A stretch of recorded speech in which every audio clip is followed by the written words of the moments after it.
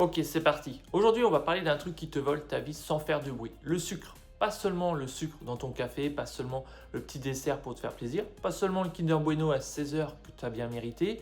Non, je parle de ce truc qui te fatigue, ce truc qui t'éteint, ce truc qui te rend mou, lent, nerveux, dépendant. Ce truc qui te donne l'impression que ta vie manque de force, manque d'élan, manque de feu. Et le pire, c'est que tu crois encore que c'est normal. Tu crois que c'est normal d'être vidé à 10 heures, tu crois que c'est normal d'avoir envie de dormir après manger. Tu crois que c'est normal de rentrer chez toi et de plonger dans un paquet de gâteaux comme si ton cerveau n'avait plus aucune autorité. Tu crois que c'est normal de vouloir changer de vie le matin et de t'effondrer le soir, mais non, ce n'est pas normal. Et aujourd'hui, je vais te dire quelque chose qui peut faire mal.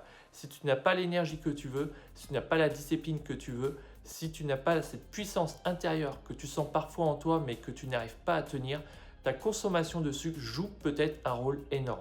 Pas un petit rôle, un rôle énorme. Aujourd'hui, plus d'une personne sur 10 est déjà diabétique en France. Mais le diabète, c'est souvent la fin du film. Avant ça, il y a tout le reste.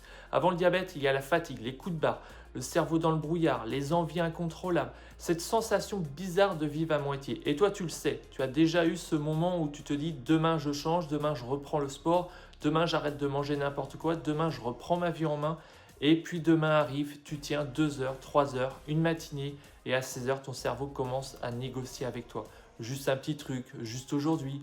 Tu as eu une grosse journée, tu recommenceras demain. Et là, tu craques encore. La vraie violence, elle est là. Ce n'est pas juste que tu manges du sucre, c'est ce que tu perds confiance en toi à chaque fois que tu craques.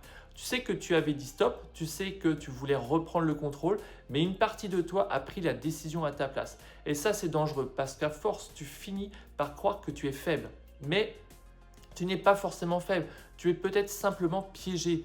Piégé par un monde saturé de sucre, piégé par des produits industriels construits pour te faire revenir, piégé par des habitudes répétées tous les jours, piégé par une dopamine facile qui te donne un plaisir immédiat et te laisse vide juste après. Regarde ta journée, à 10 heures tu prends un snack, à 16 heures tu reprends un snack, le soir tu rentres fatigué, frustré, nerveux et là tu ouvres le placard, tu as des cookies, chocolat, biscuits, céréales, pain, dessert et tu te dis je n'en prends qu'un.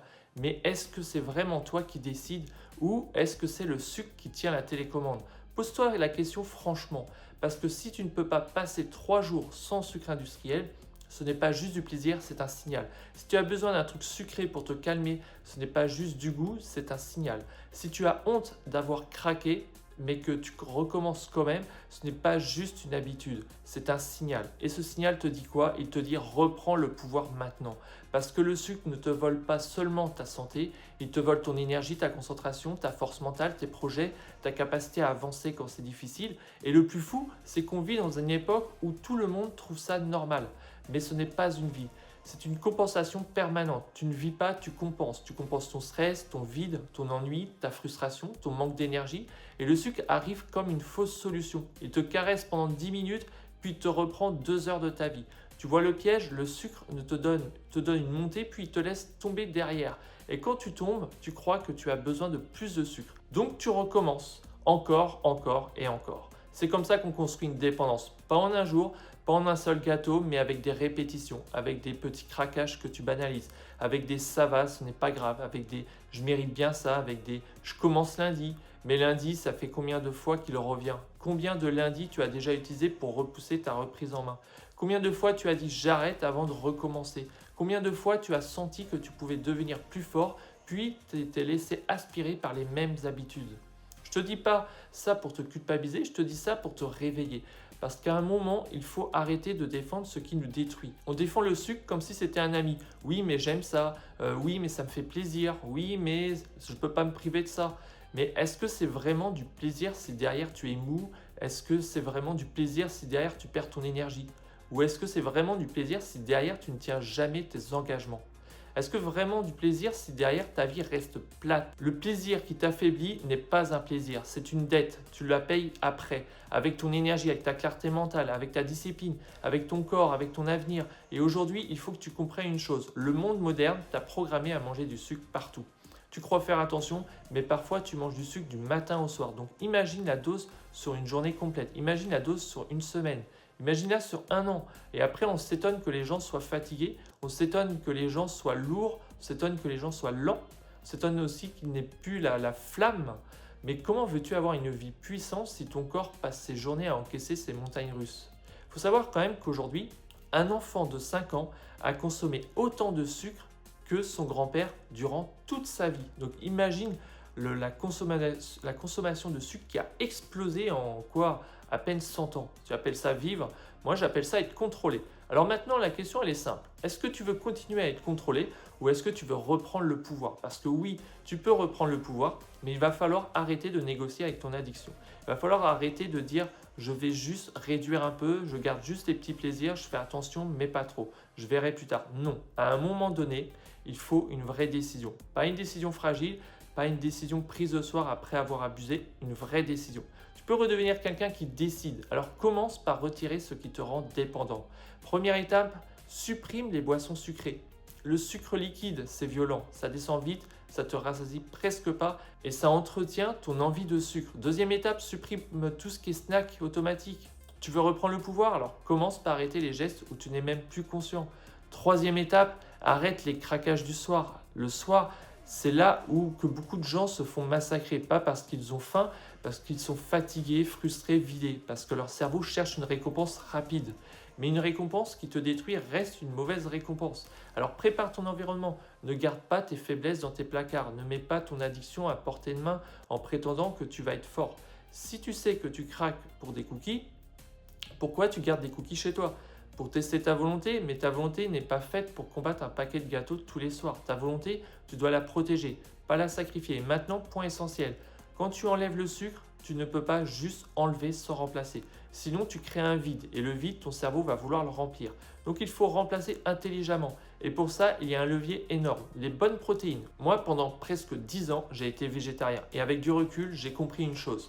Je pensais manger mieux, mais je transférais souvent mon besoin de densité vers les fruits, vers les accompagnements, vers les produits végétaux transformés. Et les fruits, attention, ce n'est pas le diable, mais trop de fruits, ça reste beaucoup trop de sucre. Ce n'est pas parce que c'est naturel que tu peux en abuser sans conséquence. Quand j'ai remis des bonnes protéines animales, j'ai senti une vraie différence. Plus de satiété, moins besoin de grignoter, moins besoin d'énormes accompagnements, moins cette sensation d'avoir un repas géant qui ne me cale jamais vraiment.